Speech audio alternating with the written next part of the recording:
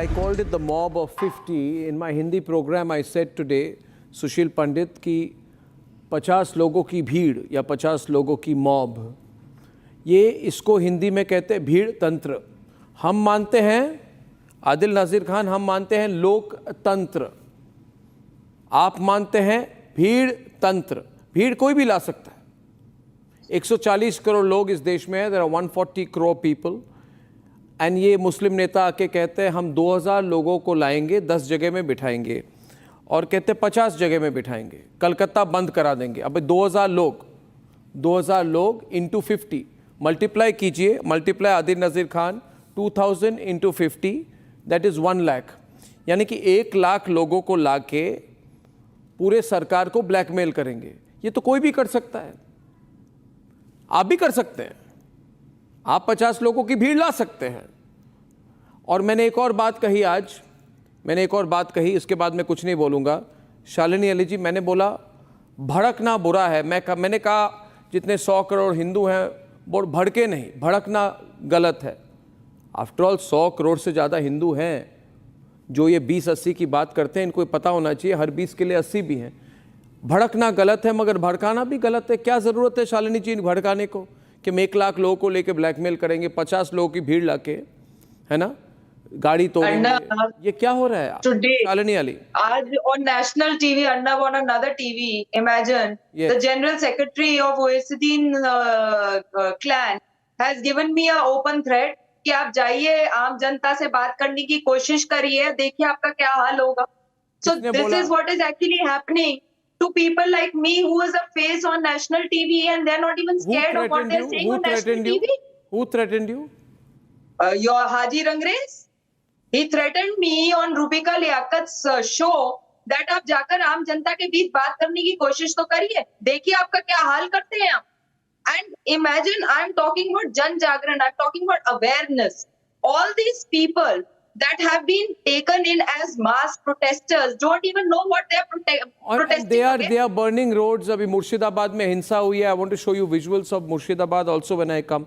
You see, I'll tell you, Adil Nazir Khan, all this violence is happening because of frustration. Frustrated हैं ये लोग, क्योंकि ये frustrated है. These people are frustrated because, one minute, because they have been exposed. They were making so much money from Waqf, and now that money is going away. हाथ से पैसा जा रहा है ना?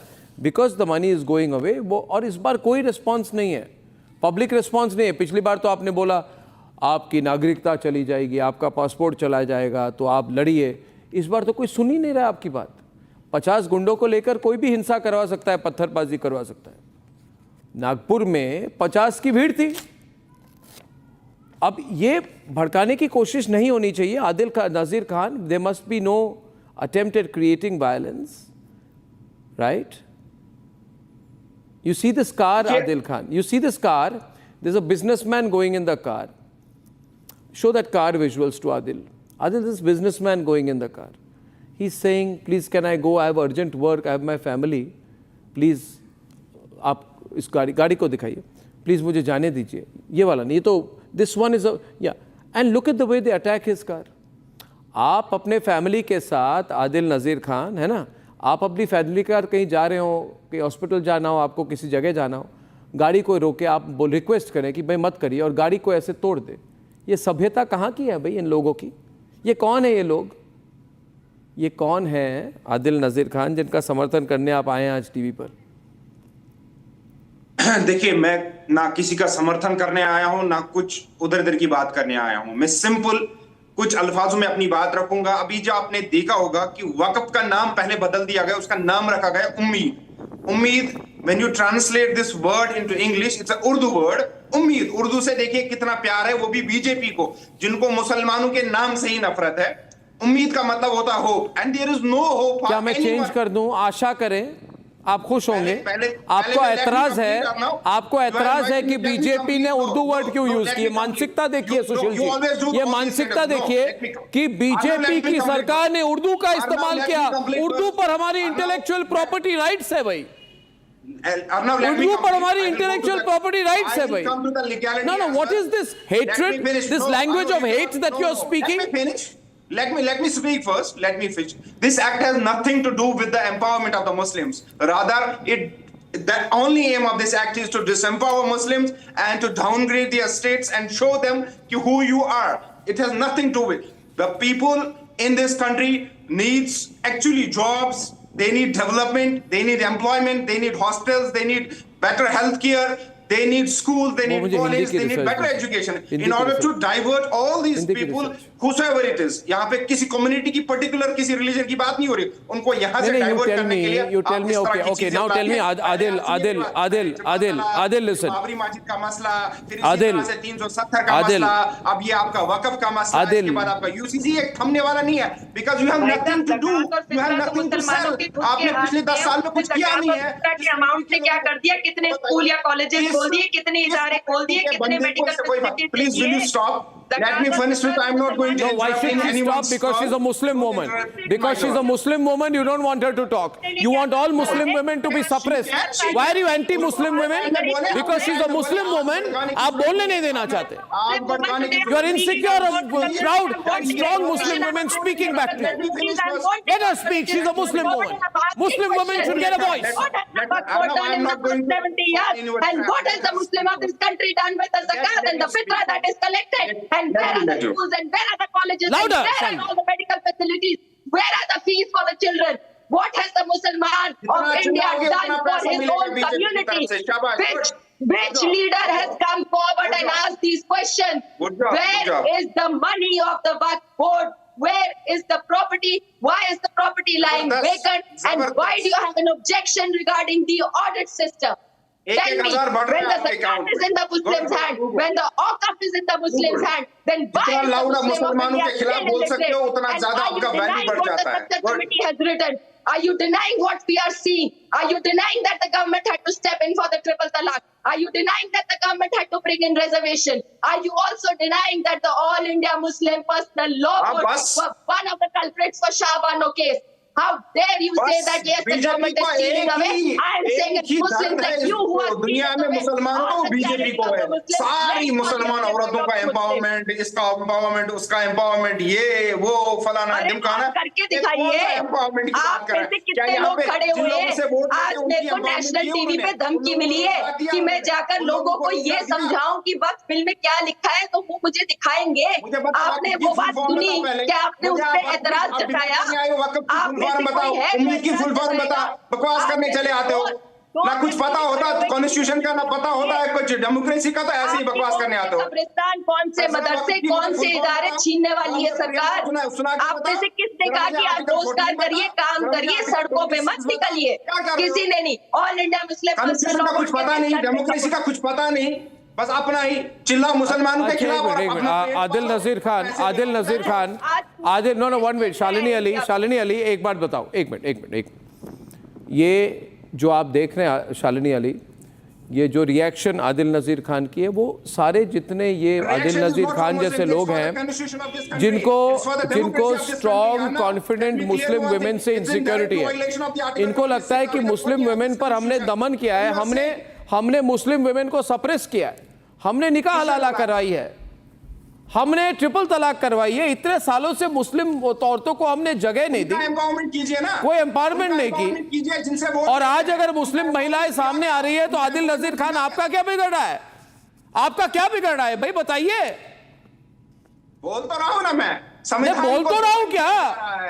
इस देश के लोकतंत्र को दफन किया जा रहा है. लोकतंत्र को आप मानते हैं? Hello, 1 minute. ये लोकतंत्र, एक मिनट.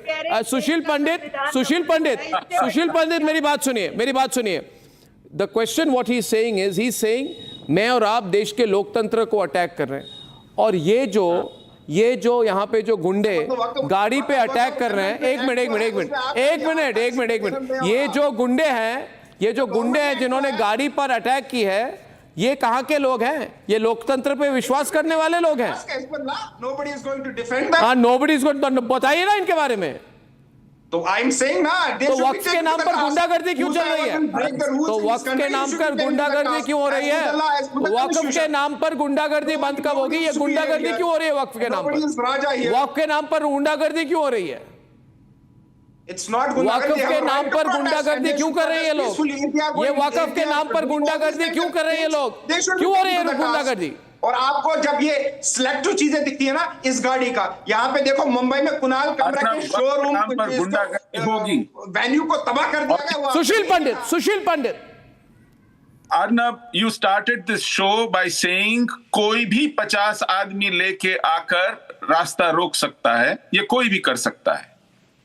हमारा दुर्भाग्य है, this is our misfortune that in this country it has become a norm that you collect a mob and hold up traffic, hold up a city, hold up civilian population from going about their everyday chore. It has become a norm.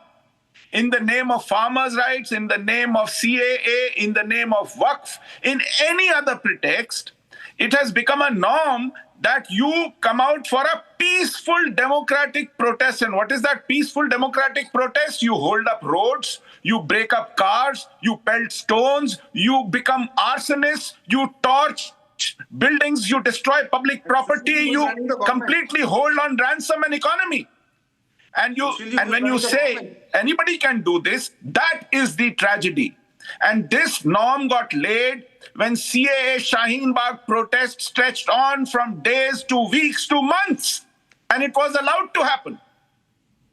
Because it was allowed to happen today, they are using that template to again hold us to ransom and get their way in the name of democracy. This is not democracy, this is mobocracy.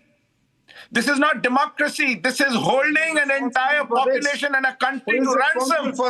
ये फिरौती वसूलने का तरीका हो गया है, और ये क्योंकि हो गया है इसलिए अर्नब को कहना पड़ता है कि कोई भी 50 लोग लेकर कर देगा। 50 लोगों का करके देखिए चलेगा। और देखिए ये जो बात एक मुस्लिम लीडर, मैं उनका नाम नहीं जानता हूं, जो बंगाल में एक स्पीच दे रहे थे, तो उन्होंने क्या कहा? नहीं, मैं ये कह रहा हूं, और कलकत्ता के लोग भी मेरी बात सुन लें।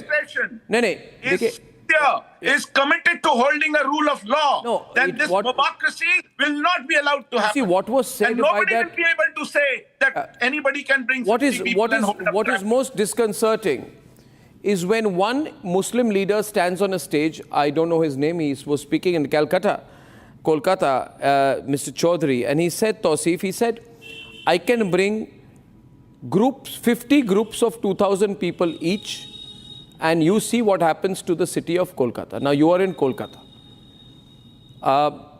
50 people, 50 groups of 2,000 people each, which means he wants to get 1 lakh people. Anybody can get 1 lakh people. Anybody. A local MLA in one constituency of West Delhi can get 1 lakh people. But this man says, if I strategically place these people in certain places, इनकी सोच समझिए, अगर मैं 2000 की भीड़ इधर कर दूं, स्प्रेड आउट कर दूं, कलकत्ता बंद करा दूंगा, because the mentality is I will scare the people of Kolkata with 1 lakh people, and then everybody will sit at home and get scared. The point is, Tausif, today also you know that 70% of the population of Bengal, by conservative estimates, 70 to 75% is still Hindu. The argument being that if aggressive, hyper-aggressive and radicalized Muslims can come in small groups, then they can hold a state, people and nation to ransom. Now even this thought is alarming. I know they have Mamata Banerjee's support today, so they can do that. But tomorrow they may not have Mamata Banerjee's support. I know. Right, then what happens? No, listen, Arnab. I know the thought of Pehlu Khan being killed when hostile mob entered Pehlu Khan and killed him on the suspicion of keeping beef in his fridge. One case of Pehlu Khan, you're going on and on and on and on and on. And a leader says, I will hold your state to ransom. And you say it's okay. Sushil Pandit, you hear that?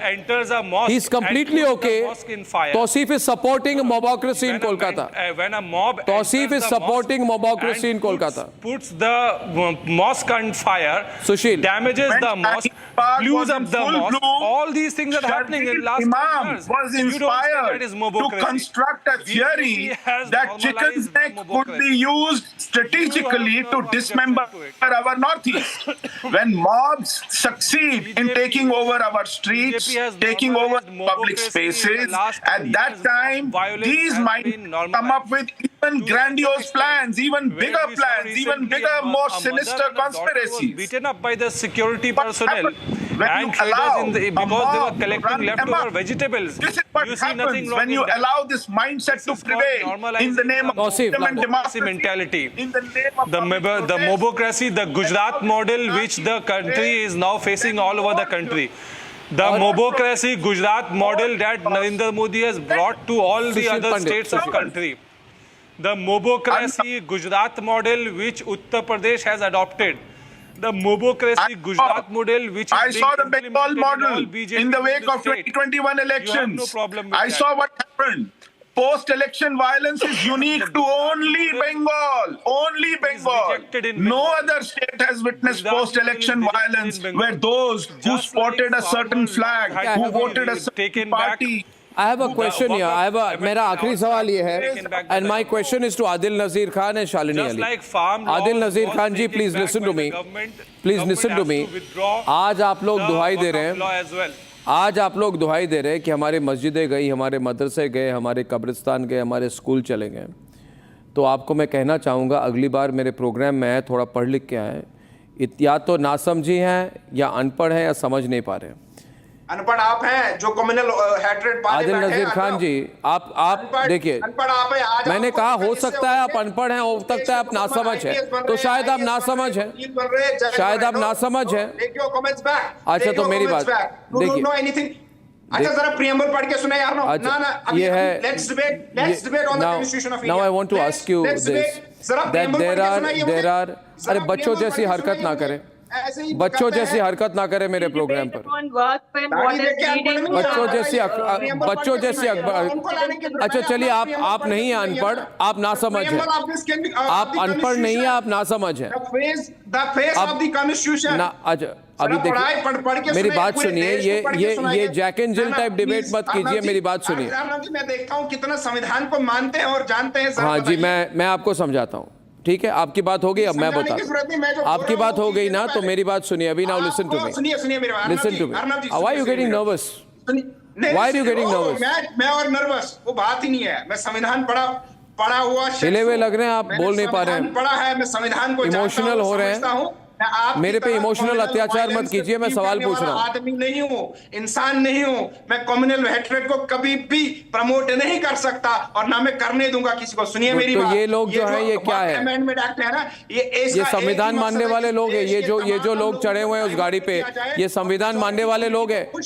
संविधान मानने वाले लोग हैं जो police के vehicles को जलाते हैं, रास्तों पे बैठ जाते हैं, शाहीन बाग अप्रोच. ये संविधान को मानने वाले लोग हैं. अब मेरा सवाल सुनिए अभी. अब डरिए मत. मैं एक ही बात आपको कहूंगा. आदिल, सवाल आ रही है, खुलकर सवाल का जवाब दीजिए और डरिए मत.